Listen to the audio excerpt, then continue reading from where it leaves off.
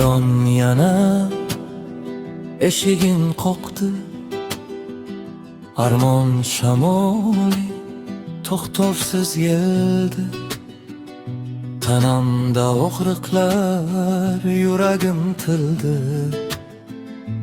Men sog'indim, sen sog'inmading.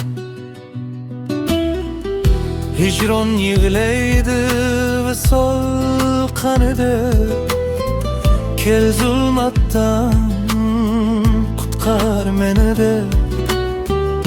Bahorim ko'zga ketdi seni de. Men sog'indim, sen sog'inmading.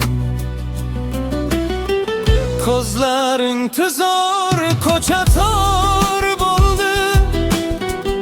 Ishq-u muhabbat yashamay oldi.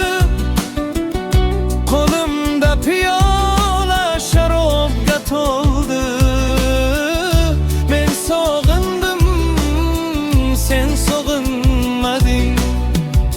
Umid berib qaytmading nega? Ko'nglimga chiqib olding-ku ega. Mehrim kamlik qildimi senga? Men sog'indim, sen sog'inmading.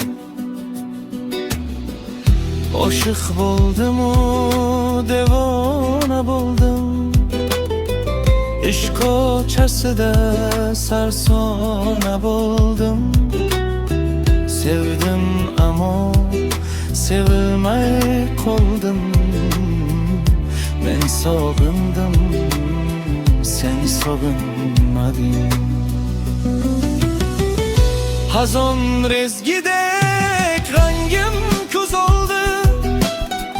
Sevgi azobidan paymonam to'ldi. Bo'g'imda orzusiz armonlar undi. Men sog'indim, sen sog'inmading. Maktubim yozdim uchrashgan sana. Tunlari esladim, yo'qladim yana. Sen g'olibsan, qiligin tantana. Men sog'indim, sen sog'inmading. Nahot sog'inib og'rinmadingmi?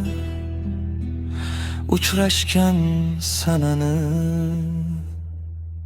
unutmadingmi?